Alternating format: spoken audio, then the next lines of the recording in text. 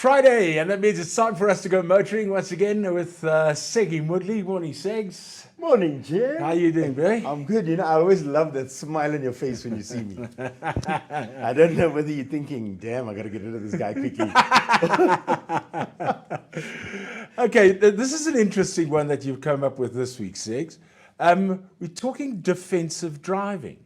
Yeah, I think it's ultimately important that the people out there, they're buying their kids cars that have just got their licenses. Instead of going and buying them an M3 or a GT Golf 7 or whatever it is your kid wants, you should first get them a defensive driving course as a gift before anything else. That would be the best gift you'd ever give your kid. Okay, well, Or anybody else that wants to drive better. yeah. Okay, well, we've got Wayne Grebo, who we've zoomed in from Short Shift. Wayne, thank you very much for joining us on the motoring show. What Siggy was talking about defensive driving, and if you want to do any other sort of specialized driving, what give us an idea, broad strokes. What sort of things do you guys offer? Jeremy, we normally use the analogy of driving a car is like owning a gun. You don't ever hold a gun before you understand the safety aspect of what a gun can do. And what we feel in the motor industry, a big thing is understanding what can go wrong and what the purpose of a vehicle is. And as Sex says, the big problem is my son turns 18, I want to spoil him, I buy him a GTI, I buy him an M3, and a lot of people don't understand how much danger this can actually put onto other people. So the courses we offer is, number one, to make you aware of what a vehicle can do, the dangers behind a vehicle, how to drive the vehicle, and then you get a chance to experience the cars. We put you on a skid pan, put you on in a skid scenario, so you understand what happens in a slide. We do high performance courses aren't as you well. saying, aren't you saying that you need to understand your car's capabilities before you even get in? I wouldn't even say a particular car. I want you just to understand what a car can do. When we talk about an M3, yes, it's a fast car, but my grand driving an M3 is not as dangerous as the taxi loaded with 8 people in cardboard brakes behind you at the same time. So it's not necessarily you that's the problem, it's the people around you as well. So when we talk defensive driving, it's not how you handle the car, it's your social awareness, it's following distance, which is a big thing. Tires. If I ask you guys, what tires do you have on your cars? Do you even know?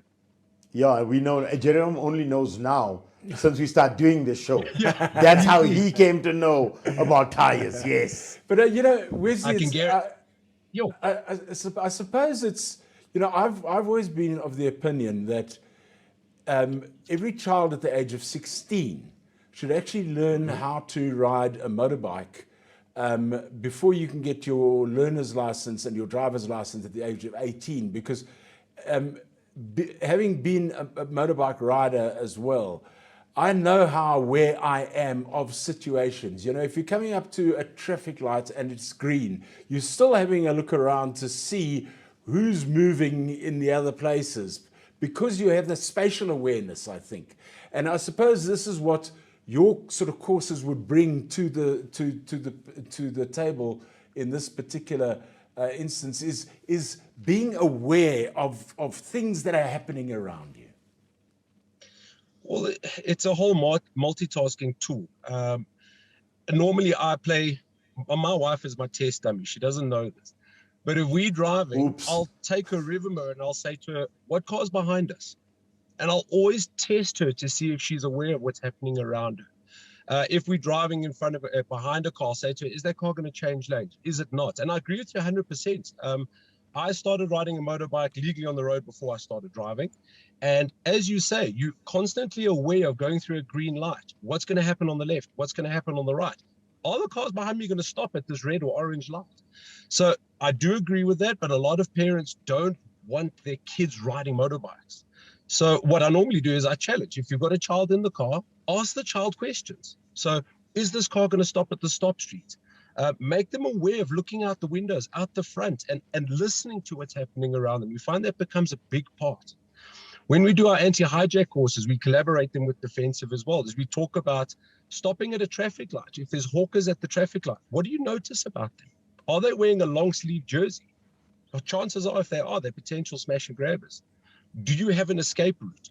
Do you have some kind of awareness of, if something happens, I can exit here, or I can go here, or my following? These are the types of things that we try put into people's minds rather than sitting at a traffic light on your phone, because you literally are sitting down.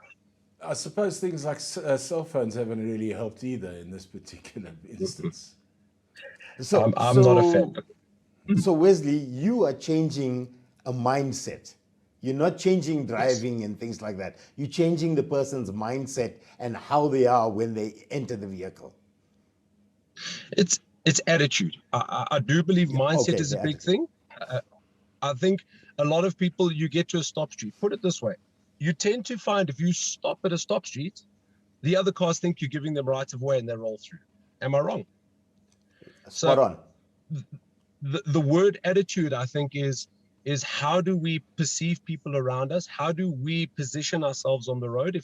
If the guy's sitting right behind you, which happens, are we going to entertain them? Are we going to brake check them? Or do you just get out the way? What is your attitude towards the situation?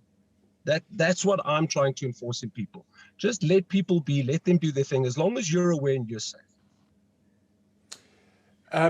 When you also do corporate work as well, I believe? Yes, we do.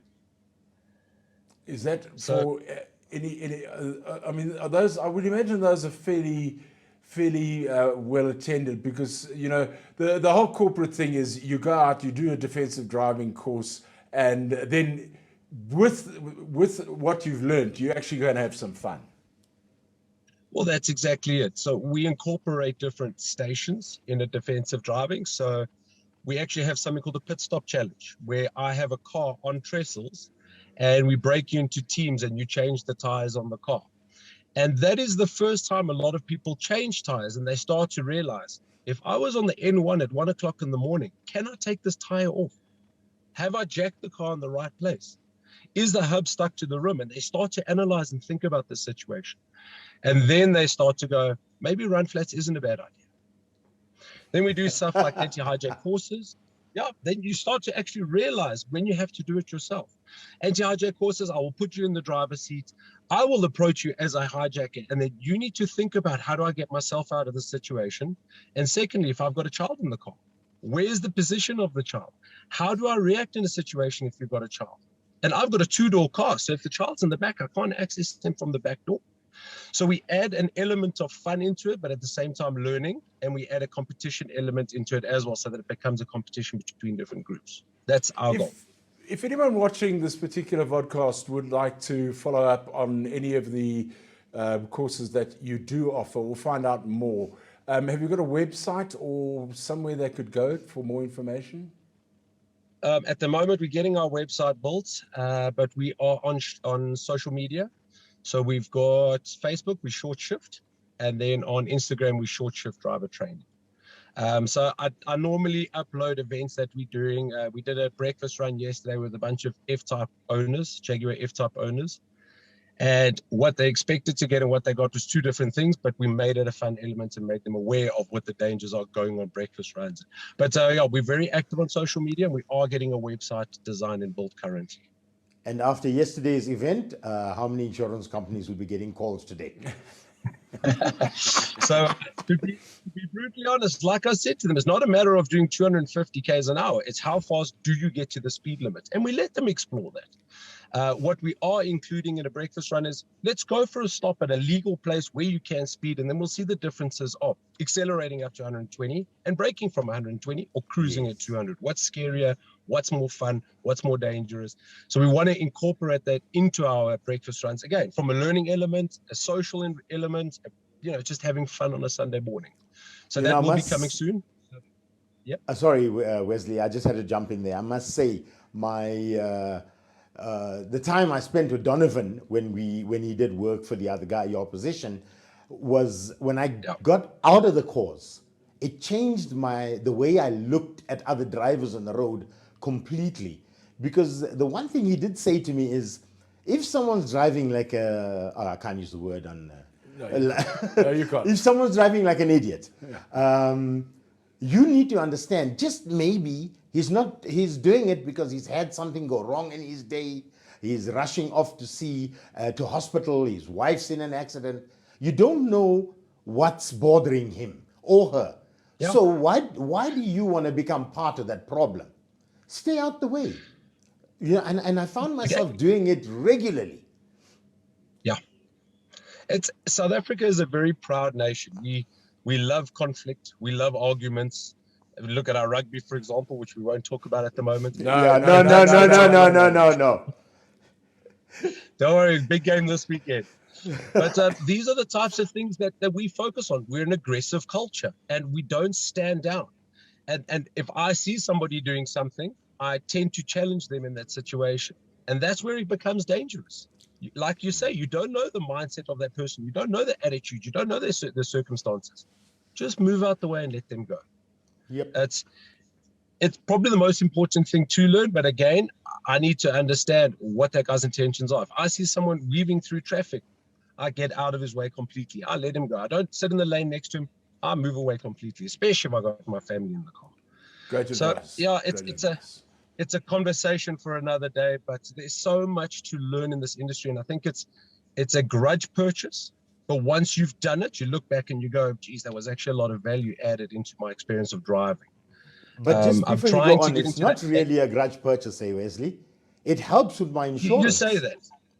It helps with does. my insurance. 100% it does. That's another point to make. Yes. I get a reduction in my insurance because I've got an extra cause in driving.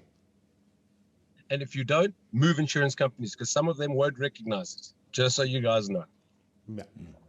Wayne Graber, thank you very much for taking time out to join us on the motoring section of Mansfield today. It's been fascinating talking to you. As you say, there are a lot of conversations around this, and maybe we should grab hold of Wayne in the future once again. Wesley. I mean, what did I say, Wayne? Wayne. Yes. Oh, Yeah. I'm not. It's not It's that a I'm Friday, bad with so names. you're looking forward to the weekend. It's not that I'm bad with names, Stanley. It's just that Okay. things Yes. happen. It's called old age, John. Siggy. Cheers, Wayne, and cheers to you, Siggy. Thank you for joining us once again. Cheers to you as well. Until next time. Bye-bye. Bye-bye.